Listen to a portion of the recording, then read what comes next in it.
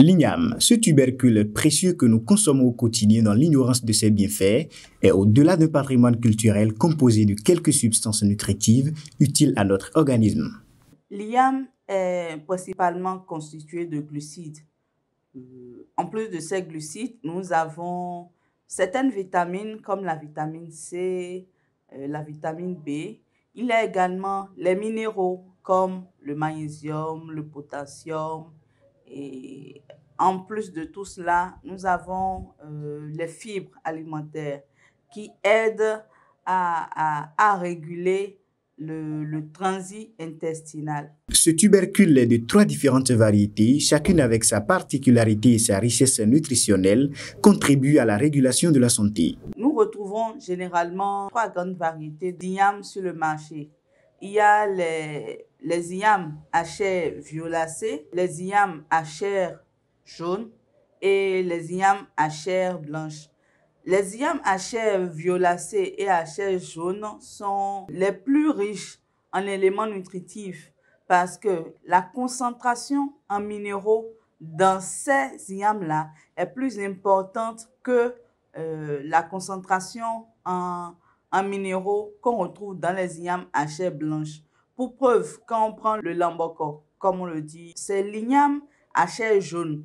Et nous savons tous très facilement, elle cuit, elle passe moins de temps sur le feu, elle est bien appréciée de la population. Donc, l'igname à chair violette également, c'est cette igname-là que quand on la coupe et qu'on la laisse à l'air libre, rapidement, elle change de couleur. Y a certaines personnes qui n'aiment pas trop parce qu'ils se disent que non, ça ne fait pas joli dans l'assiette après et tout. C'est une variété d'igname qui est très riche, qui a une composition en micronutriments plus élevée que l'igname à chair blanche que d'autres préfèrent comparativement à celle qui a la chair violacée. De toutes variétés confondues, il est bon de consommer l'igname pour profiter des bienfaits que regorgent les substances qu'ils contiennent, mais il faut savoir les consommer. L'igname est un bon aliment que nous pouvons consommer parce que les glucides qui sont contenus dans l'igname ont un faible index glycémique, c'est-à-dire la vitesse à laquelle ces glucides-là vont augmenter le taux de sucre dans le sang est relativement faible comparativement à d'autres types d'aliments.